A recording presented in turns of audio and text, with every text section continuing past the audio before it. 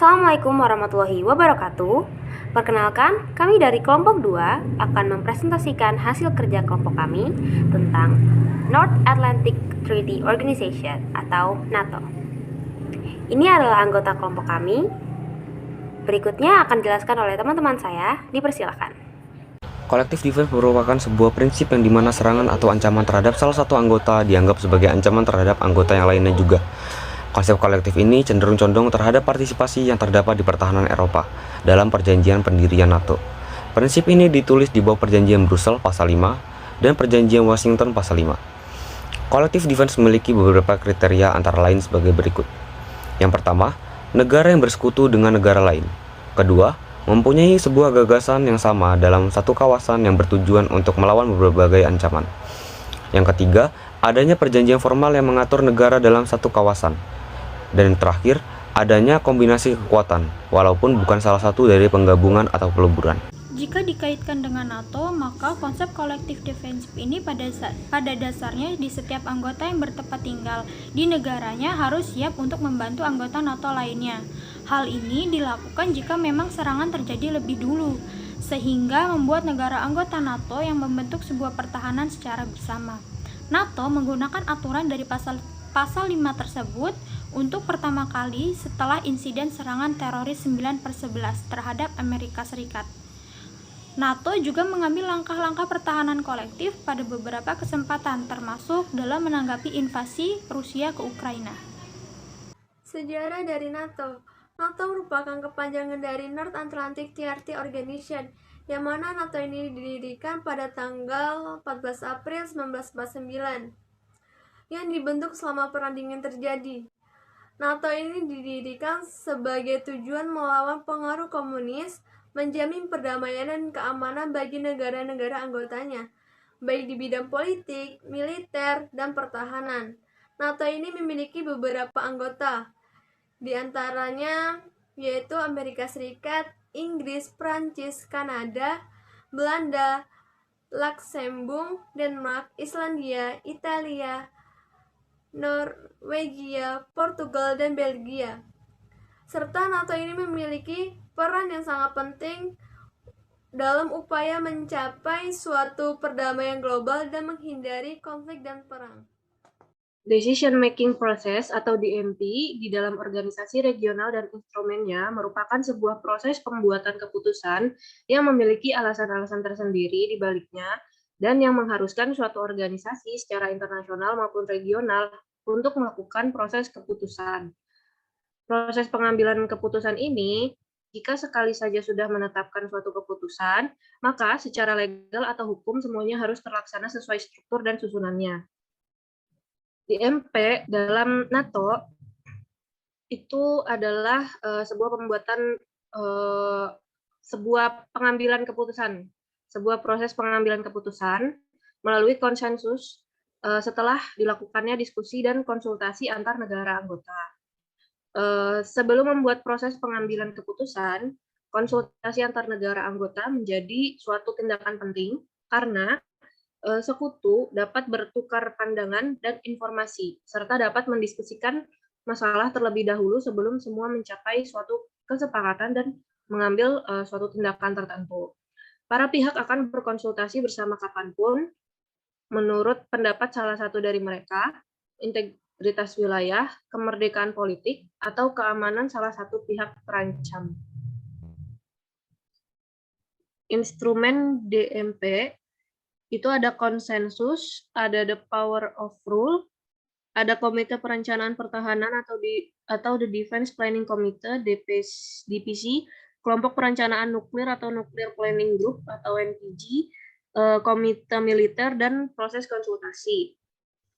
Lalu konsensus. Pada NATO, konsensus memiliki sistem di mana sebagian besar keputusan didasarkan pada rancangan yang telah diedarkan ke semua sekutu oleh Sekretaris Jenderal.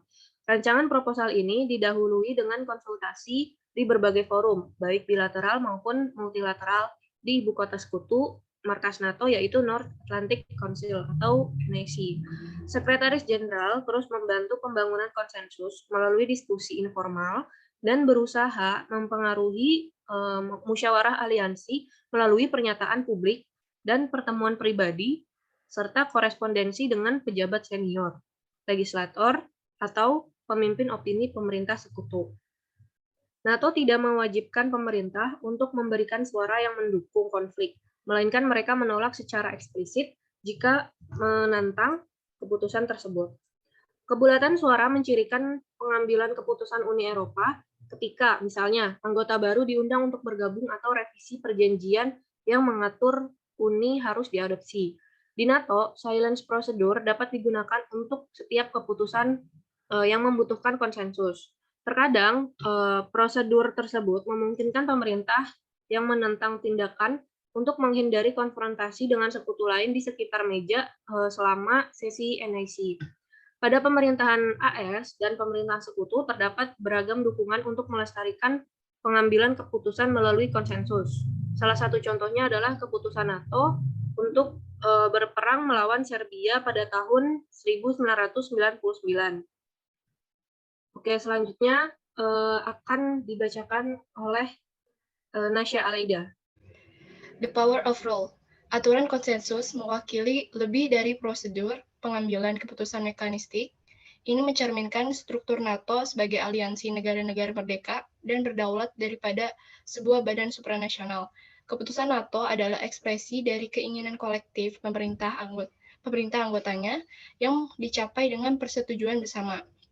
Di bawah aturan, tidak ada sekutu yang dapat dipaksa untuk menyetujui suatu posisi atau mengambil tindakan yang bertentangan dengan keinginannya.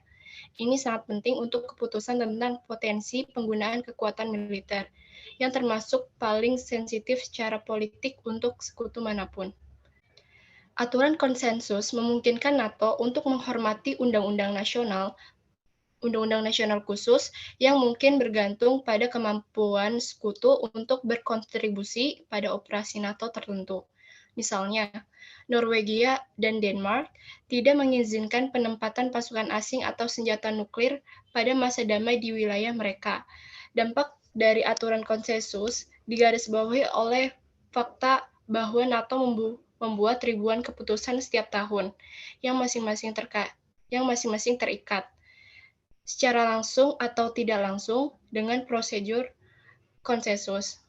Dengan sedikit pengecualian, keputusan-keputusan ini terbagi dalam 5 kategori besar, yaitu strategi politik dan militer yang luas, yang tercermin dalam dokumen-dokumen, struktur militer dan fungsi perencanaan, otoritas, pemantauan, dan penyesuaian pertahanan kolektif, dan operasi manajemen krisis, masalah organisasi dan manajemen, dan masalah sumber daya dan penganggaran. DPC biasanya terdiri dari perwakilan tetapi bertemu di tingkat Menteri Pertahanan setidaknya 2 kali setahun, dan menangani sebagian besar masalah dan subjek pertahanan yang terkait dengan perencanaan pertahanan kolektif, kecuali Prancis. Semua negara anggota terwakili dalam forum ini.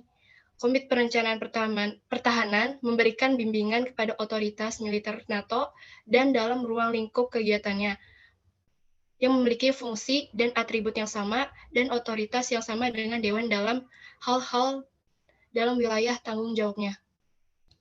Kelompok Perencanaan Nuklir atau Nuclear Planning Group atau NPG. Menteri Pertahanan negara-negara anggota yang ambil bagian dalam Komite Perencanaan Pertahanan NATO bertemu secara berkala di kelompok perencanaan nuklir, di mana mereka membahas isu-isu kebijakan khusus yang terkait dengan kekuatan nuklir. Diskusi ini mencakup berbagai masalah kebijakan nuklir. Kelompok ini diketuai oleh Amerika Serikat dan terdiri dari pembuat kebijakan nasional dan ahli dari ibu kota serta anggota staf internasional NATO dan perwakilan dari komandan strategis. Pertemuan beberapa kali setahun untuk membahas aspek kebijakan nuklir NATO. Komite Militer. Komite Militer adalah otoritas militer senior di NATO di bawah otoritas politik keseluruhan Dewan. Komite Perencanaan Pertahanan atau Kelompok Perencanaan Nuklir ini adalah bagian integral dari kebijakan dan aparat pembuat keputusan aliansi dan menyediakan hubungan penting antara proses pengambilan keputusan politik di Dewan Atlantik Utara, Komite Perencanaan Pertahanan dan Kelompok Perencanaan Nuklir, dan struktur komando terpadu NATO yang masing-masing bertanggung jawab atas pelaksanaan operasi militer dan transformasi militer lebih lanjut dari aliansi. Komite Militer juga bertanggung jawab untuk mengawasi perkembangan kebijakan dan doktrin militer NATO dan untuk memberikan bimbingan kepada komandan strategis NATO. Selanjutnya akan dilanjutkan oleh Zahra. Proses konsultasi. Konsultasi dalam aliansi memiliki banyak bentuk. Dalam bentuknya yang paling dasar itu hanya melibatkan pertukaran informasi dan pendapat. Di tingkat lain, ini mencakup komunikasi, tindakan, atau keputusan yang telah atau mungkin akan diambil oleh pemerintah dan yang memiliki pengaruh langsung atau tidak langsung pada kepentingan sekutu mereka.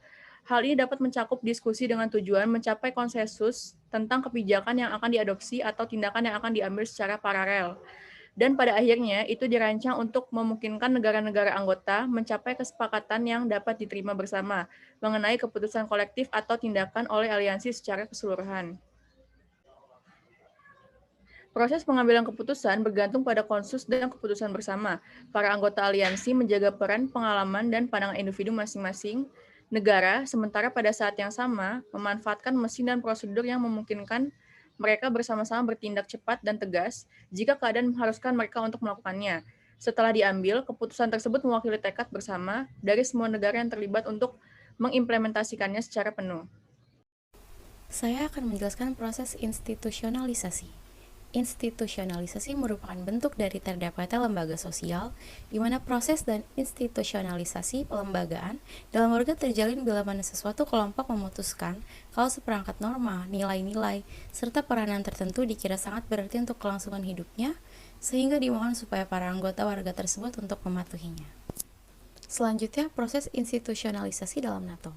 NATO ialah organisasi regional yang dibangun menitikberatkan atensi dalam bidang pertahanan negara-negara Atlantik selaku pendukung liberalisme. Organisasi ini mengkhususkan diri dalam bidang pertahanan serta keamanan, karena hal ini banyak yang mengira NATO kehilangan relevansi setelah berakhirnya perang. Pada awalnya, NATO merupakan suatu aliansi, yang aliansi ini merupakan pertahanan militer berubah menjadi suatu aliansi yang mempunyai multi tujuan. Bahwa sudah menjadi pusat aliansi kerjasama ekonomi politik. Tidak hanya itu, NATO juga bertugas menanggulangi konflik dalam kebijakan ekonomi internasional serta mendesak kerjasama ekonomi antar negaranya. Setelah itu, saya akan menjelaskan derajat binding organisasi regional. Berdasarkan doktrin implied power, instrumen pokok dari suatu organisasi regional adalah mampu berperan serta secara aktif dalam proses pemeliharaan, perdamaian, dan keamanan internasional. Contohnya seperti NATO, organisasi yang menyebutkan dalam instrumen pokoknya bahwa ancaman terhadap suatu negara anggotanya merupakan ancaman pada negara anggota yang lain dan berhak melakukan serangan pembelaan. Dan ketentuan ini terdapat dalam pasal 5 Perjanjian Washington. Dinamika konflik dalam organisasi merupakan sebuah pertentangan dalam pendapat beberapa pihak di dalam organisasi. Dalam kasus ini terjadi pada NATO dalam topik peperangan yang terjadi di antara Ukraina dan Rusia. Dinamika konflik yang terjadi meliputi beberapa pihak, di mana suatu pihak ingin segera membantu Ukraina menyelesaikan konflik di daerahnya, dan pihak lainnya berasumsi bahwa bantuan militer akan mengarahkan ke konflik yang lebih besar, atau bahkan perang dunia yang selanjutnya. Hal ini juga yang membuat negara superpower seperti Amerika Serikat menolak untuk mengirim bantuan militer ke Ukraina, sesuai dengan pernyataan Presiden Amerika Serikat Joe Biden. Dengan diberlakukannya hukum sanksi ekonomi dan embargo pada Rusia, maka NATO mengira hal ini akan berdampak pada kemunduran invasi yang dilakukan Rusia. Tetapi hal tersebut tidak berlaku berat karena Rusia merupakan negara yang stabil dan mandiri. Hal ini membuat dinamika konflik dalam organisasi seperti NATO karena tidak ditemukannya jalan terang dalam suatu tindakan, maka terjadilah adu argumen, di mana suatu pihak ingin mencegah konflik yang lebih luas dan pihak lainnya ingin segera mengakhiri konflik. Selanjutnya, Perang Bosnia dimulai pada tahun 1992, di mana pada saat itu etnis-etnis Yugoslavia seperti etnis Kroat dan etnis Serbia yang sebelumnya merupakan Republik Federal Yugoslavia mulai memisahkan diri dan menyatakan kemerdekaan mereka. Sama halnya dengan kedua negara tersebut, Bosnia juga menyatakan kemerdekaan mereka. Namun, ada konflik yang terjadi antara Bosnia dengan etnis Kroat dan etnis Serbia.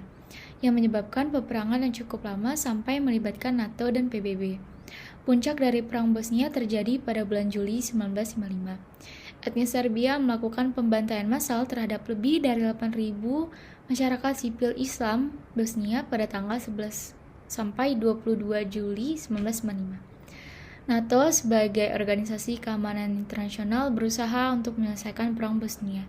Pada bulan Agustus hingga September 1955, NATO melakukan serangan udara besar-besaran untuk menghentikan kekejaman etnis Serbia. Baik, selanjutnya dalam jurnal Perang Bosnia, konflik etnis menuju kemerdekaan tahun 1991 sampai dengan 1995, Perang Bosnia berakhir melalui Perjanjian Damai Dayton yang diselenggarakan pada 21 November 1995.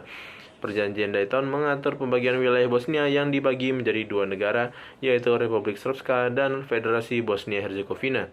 Berikut adalah isi Perjanjian Dayton yang ditandatangani di Paris, Prancis pada tanggal 14 Desember 1995, yaitu menghentikan segala konflik dan pertempuran antara kelompok di Bosnia, membentuk Republik Bosnia dan Herzegovina yang terdiri dari dua penyusun, yakni Federasi Bosnia-Herzegovina serta Republik Srpska.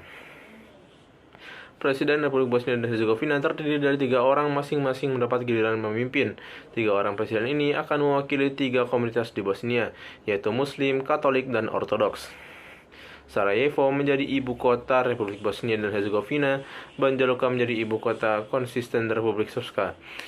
Selanjutnya, Republik Srpska setuju untuk menghentikan keinginannya bergabung dengan Serbia, serta menunjuk presiden perwakilan tinggi PBB di Bosnia yang bertugas mengawasi pelaksanaan perdamaian dan penerapan hasil perjanjian Dayton ini. Baik, demikian adalah presentasi dari kelompok kami. Apabila ada kekurangan, kami mohon maaf. Semoga dapat bermanfaat bagi teman-teman semua. Terima kasih. Wassalamualaikum warahmatullahi wabarakatuh.